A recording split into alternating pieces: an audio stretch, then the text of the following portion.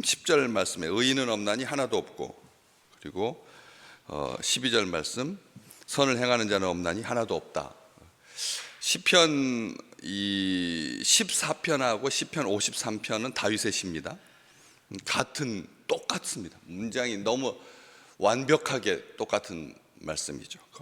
거의 뭐 틀리지 않는, 어떻게 번역하느냐에 따라서 약간의 그 꼬리가 좀 다를 수 있겠지만 같은 시편. 그래서 시편 14편하고 시편 53편 아예 이렇게 기억해 보시면 각 주에 시편 14편 1절 이하, 53편 1절 이하 이렇게 두 군데를 같이 이렇게 각 주에다 이렇게 놓았습니다. 다시 말하면 오늘 우리가 보고 계시는 10절에서부터 18절까지 말씀은 바울이 로마 교회에 편지하면서 이 땅에 유대인이 뭐 헬라인이 나을 게 뭐냐, 누가 더 나으냐, 누가 앞서냐, 누가 먼저 구원받았느냐, 이런 것에 대해서 얼마나 무익한 말들이냐 하면서 차별하지 마라, 그런 취지로 말하고 사람들은 다 죄인이다, 이것을 아주 상기시켜주고 있는데, 그러면서 구약 성경 말씀을 인용하면서 이 시편 그리고 이사야서도 밑에 보시면 각 주에 보시면 이사야서 59장 7절 이하 미음 부분, 다시 말하면 15절 그 발은 피 흘리는데 빠른지라, 요 부분은 이 이사야서에서 따다가 각 주로 붙이고 있습니다. 구약 성경을 가장 길게 인용한 신약 성경 중에서, 구약 성경에 있는 말씀 중에서 가장 길게 인용, 여기 절수로도 무려 보시면 아시겠지만 한 7절 이상이잖아요. 굉장히 분량이 길죠. 이게 특별한 겁니다. 신약 성경에서 이렇게 구약을 길게 인용한 곳이 없기 때문에 그렇습니다. 특별하게 말씀을 아주 집중해서 강력하게 지금 말하는 거죠. 강력하게 인간은 다 죄인이다 라고 하는 것을 인간의 전적 타락에 대해서 이렇게 쭉 기록하고 있습니다. 여기 보시면은 그러면서 의인은 없다, 하나도 없다, 깨닫는 자도 하나님을 찾는 자도, 이게 지금 그렇게 전개되고 있죠. 11절 말씀에 깨닫는 자도 없고 하나님을 찾는 자도 없다. 부패하다, 전적인 부패가 우리 생각할 때 썩었다, 틀렸다, 이런 표현을 많이 쓰잖아요. 전적 부패라고 하는 말은 썩는다는 말이에요. 부패라고 하는 말 자체가 썩었다라고 하는 말이죠. 관료사회, 공산주의 사회, 가릴 것 없잖아요. 다 보시면 알겠지만 민주주의 국가라 그래서 선진이라 그래서 후진이라 그래서 이게 뭐 어느 나라는 썩고 후진은 독재 국가는 나쁘고 뭐 공산 국가는 나쁘고, 이게 아니라 뭐 민주주의 가릴 것 없이 이 세상에 어떤 조직이 되면 그때부터 마음의 껍질이 생기기 시작해서 얼마나 아니란지, 정말 이 땅에 뭐 한 3억 정도 들고 가면 그다음에 뭐 구청장도 되고 뭐 투표로 되는 게 아니라 그래가지고 그분이 가족 회사 경영해가지고 뭐 여기도 돈 넣고 저기도 돈 복도 돌려가지고 똑같죠. 사람만 그런 게 아니다. 종교라고 하는 탈을 쓴 사람들이 돈을 가지고 사람 표를 매수해가지고 정권을 바꾸고, 그럼 정말 무시무시한 일이죠. 정말 완악한 일이. 그래서 이게 이 부패했다라고 하는 말이 그냥 단순하게 썩다라고 하는 그런 표현이 아니라, 성경에서는 이게 치우친다, 부패하다라고 하는 게 치우친다, 삐뚤어진다, 치우치다, 삐뚤어지다라고 하는 이 표현을 보면서 무슨 단어가 딱 떠오릅니까? 치우친다, 삐뚤어진다, 관역을 맞추지 못한다, 죄다, 그 말을 하려고 하는 거죠. 하나님께서 우리에게 주신, 우리 영혼에 새겨주신 그 아름다운 것들을 놓쳐버리게 된다. 부패하다, 치우친다, 생각과 의지가 삐뚤어진다, 말은 거칠어지고, 자주 제가 너무 많이 말하잖아요. 말에 대해서, 이 뾰족한 말에 대해서, 거친 말에 대해서, 저주와 거짓, 악독, 불평, 불만, 비방, 온갖 누추한 말. 오늘 우리 온갖 누추하다, 이 옛날 생각 나세요? 얼마나 우리가 누추했는지요. 아시잖아요. 그렇게 공기는 맑고 사람들은 선한 것 같아도 거기 그때도 얼마나 누추했는지 막 머릿속에 막 그려집니다. 길은 질퍽거리고 겨울 이맘때 날씨 풀리기 시작할 때 3만 4원이었을 때 날씨는 거기다가 뭐 했는데요? 질퍽거리는데 연탄 깨가지고 그래가지고 덮어서 그렇게 다니던 시대. 누추하다라고 하는 표현, 그렇죠. 좀 쨍쨍하지 아니하고 그런 말 중에도 그런 말이 있다는 거죠. 오늘 우리 믿음의 백성들에게 그런 어두운 부분들이 싹 거치고 상쾌한 하루가 되시기를 주의 이름으로 축복합니다. 우리의 말이 사람의 분위기를 얼마나 급격하게 그냥 즉시 구름 끼게 만들고 어둡게 만들잖아요.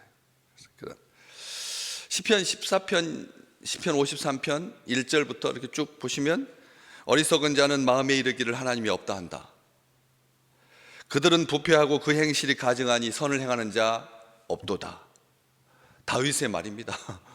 자기를 살펴보니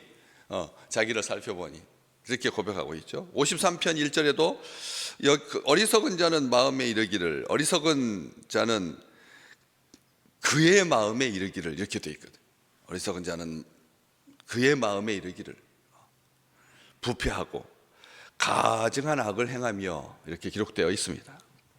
전도서 7장 20절 말씀, 선을 행하고 전혀 죄를 범하지 아니하는 자는 세상에 없도다. 이렇게 기록되어 있습니다. 죄를 범하지 않은 자는 전혀 없다. 세상에 없다. 이렇게 쓰고 있습니다. 아무도 없다. 제일 먼저 아무도 없는 중에, 죄를 범한 중에 아무도 없는 중에, 찾기 힘든 자 중에 깨닫는 자도 없고 하나님을 찾는 자도 없다. 이게 같은 절에 있습니다. 깨닫는 자와 하나님을 찾는 자. 깨달음의 목적이 뭐라는 거죠? 하나님을 찾는 거라는 거죠. 오늘 주의 백성들이 주의 전에 올라왔습니다. 오늘 말씀 통해서 하나님을 보는 거죠. 하나님을 추구하고 하나님을 갈망하고 하나님을 찾는 거잖아요. 기도하면서 그 하나님 앞에, 하나님, 살아계신 하나님, 신실하신 하나님, 위쁘신 하나님. 그러니까 깨달음의 목적은 하나님을 찾는 데 있는데, 사람들이 그 깨달음의 목적으로 자아를 수련하고 그렇잖아요. 원효의 해골바가지에 담긴 그 물맛처럼 이 텁텁한 이 세상 속에서 뭐가 몸에 좋은 게 있을까? 뭐가 달까? 뭐가 맛있을까? 깨달음의 목적이 무엇을 먹을까, 무엇을 입을까, 무엇을 마실까라면 얼마나 허망하겠습니까? 근데 시대가 무엇을 먹을까, 무엇을 입을까, 그것으로 굉장히 집중하는, 치우친다라고 하는 표현, 우리가 죄다라고 치우친다라고 하는 게 말씀, 부패하다라고 하는 말씀처럼 이 치우친다는 거죠. 깨닫는 자 없다. 시편 14편 2절, 시편 53편 2절, 지각이 있어서 하나님을 찾는 자가 없다. 지각이 있는 자와 하나님을 찾는 자가 없다. 동시에 지각이 있어서 하나님을 찾는 자. 14편 2절은 시편 14편 2절은 분명하게 말합니다. 지각이 있어야 하나님을 찾을 수 있다. 무지한 자는, 어리석은 자는, 악인은 하나님을 찾지 않는다. 무지한 자, 어두운 자, 마음에 빛이 없는 자, 허망한 자, 누추한 자는 하나님을 찾지 않는다고. 깨달음의 목적은 하나님이다. 하나님을 찾는다라고 하는 말은 피상적 지식을 말하는 게 아니죠. 성령의 간섭으로, 성령의 도우심으로 하나님의 깊은 것까지 통달하시기를 주의 이름으로 축복합니다. 하나님의 깊은 것, 비밀까지, 하나님의 깊은 데까지 사랑하면 숨기지 않지 않습니까? 감추지 않잖아요. 하나님 그렇지 않습니까? 사랑하면 감추지 않잖아요. 우리 주님께서 우리를 사랑하시고 그래서 감추지 않지. 이제는 나를 주인이라고 부르지 마라. 뭐라고 부르라고요? 친구라고 불러라. 친구 사이에는 감추는 것이 없다라고 하는 것 우리가 알지 않습니까? 그런 것처럼 깊은 것까지도 통달, 하나님의 성령님의 도우심으로 성령의 조명을 받지 않으면, 요즘 조명이 얼마나 중요한 시대 아시잖아요. 조명이 얼마나 아름다워졌습니까? 그런데 그게 참 빛은 아닌데 그 조명을 그렇게 아름답게 하는 이유가 뭔데요? 밤하늘에 빛나는 별, 그리고 또 조명, 구슬전구들 이렇게 꿰어가지고 테두리만 둘러도 마음이 따뜻해지고 온화해지고 사랑하게 되고 기뻐하게 되는 것처럼, 그 성령께서 우리에게 빛을 비춰주죠. 조명해 주시지 않으면 하나님의 깊은 것까지 통달하지 못하게 되고, 하나님을 알지 못하게 되고, 하나님을 찾지 못하게 되고, 하나님을 찾을 수 없다는 것이죠. 세상의 지혜로운 통치자의 그 지혜로도 찾을 수 없다. 요한복음 14장 26절 말씀. 세상의 통치자들 얼마나 명석합니까? 세수를 둡니다. 세수. 한 수 가지고는 세상에 안 통하니까 두 수 앞서가야 되고 세 수 앞서가야 돼. 그래서 그렇게 세 수 앞서가라고 아이들한테 무슨 학습 시키고요? 선행 학습 시키고 6학년 때까지 과목을 다 1, 2학년 때 다 띄고, 중학생 때 고등학교 띄고, 고등학생 때 대학교 배워야 될 띄고, 선행 학습하니까 막상 가서는 하나도 안 재밌는 거지. 그렇지 않겠습니까? 우리 아이들이 이렇게 조급하게 만들어가는 이 선행 학습, 언제부터 그런 말이 나왔는지 모르지만 우리가 그래가지고 사람들보다 세수 앞서가라고, 그렇게 탁월한 지혜를 가진 명철한 사람들이 많음에도 불구하고 얼마나 어리석은지, 얼마나 한치 앞을 내다보지 못하고, 성령의 조명하심을 우리에게 허락하신 하나님께 영광을 돌립니다. 성령을 우리에게 보내주셔서 하나님의 말씀을 깨달을 수 있도록, 하나님을 찾을 수 있도록. 아모스 5장 4절, 여호와를 찾으라 그리하면 너희가 살리라. 베델로 가지 마라, 길갈로 가지 마라. 세례받았던 이스라엘의 첫 도시, 첫 마을, 그 길갈에서 아브라함이 고향이었던, 아브라함이 살았던 브엘세바, 고향을 떠나서 정착했던 그 브엘세바, 베델로도 가지 마라. 그렇게 처음에는 좋았는데 다 뭐가 됐는데요? 나중에 다 우상 숭배해가지고 망한 그런 도시, 베델, 길갈, 브엘세바 가지 마라. 여호와를 찾으라, 나를 찾으라 그리하면 너희가 살리라. 주님께서 말씀해 주셨잖아요. 회개하고 돌이켜라. 하나님 가까이 전심으로 하나님을 찾고 하나님의 생명으로 충만한 하루가 되시기를 주의 이름으로 축복합니다. 따라서 해볼까요? 사는 것 같이 살자. 사는 것 같이 살자. 사는 것 같이 사시라. 그냥 겉만 사는 게 아니라, 생각만 사는 것이 아니라, 의지만 사는 것이 아니라 하나님 앞에 사는 것 같이, 겨우 목숨만 유지하는 것 주님께서 원하지 않으신다. 하나님을 찾으라 그러면 너희가 살리라. 하나님께서 약속해 주셨습니다. 제대로 살라는 거죠.